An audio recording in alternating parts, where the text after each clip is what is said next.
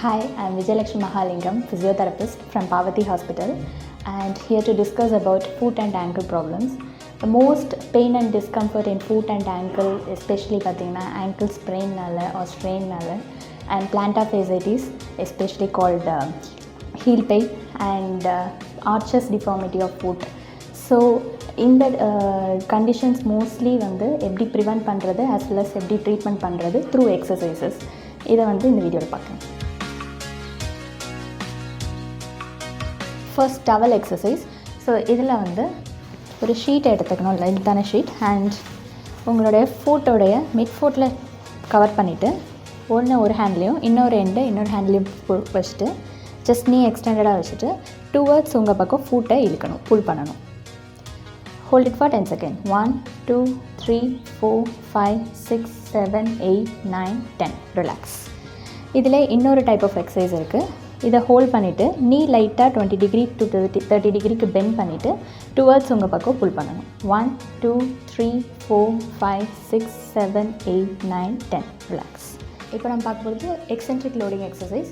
இதில் மெயினாக ஃபிக்ஸ்டான டேபிள் இல்லைனா ஸ்டேர்ஸ் இதை யூஸ் பண்ணிக்கலாம். ஜஸ்ட் எட்ஜ் ஆஃப் த டேபிளில் நிற்கணும், அண்ட் தென் வித் ஹேண்ட் சப்போர்ட்டில் இருக்கணும், அண்ட் தென் உங்களுடைய ஃபுட்டை டவுன் பண்ணுங்கள் அப்படியே. Now hold 1 2 3 4 5. ரிலாக்ஸ். நெக்ஸ்ட் இந்த மாதிரி ஒரு ஃபுட்பால் இல்லைன்னா இந்த மாதிரி ஒரு பேங்க்லைட் ஏதாவது நல்லா ரோல் பண்ணிவிட்டு ஜஸ்ட் உங்களுடைய 2 ஃபுட்டுக்கும் நடுவில் ப்ளேஸ் பண்ணிடணும். இப்போது உங்கள் 2 ஃபுட்டால் அந்த பால் ஆர் எல்ஸ் டவலை ப்ரெஸ் பண்ணணும். ப்ரெஸ்.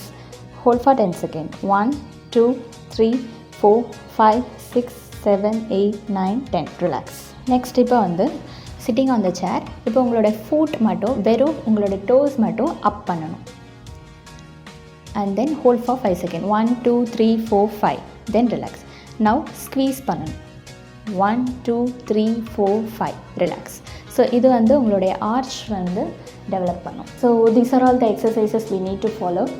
And மெயினாக ankle sprain or strain ஆச்சுன்னா ankle swelling இதெல்லாம் மோஸ்ட் காமனாக நடக்கும். ஸோ அதுக்கு மெயினாக rice method will be helpful. That is RICE.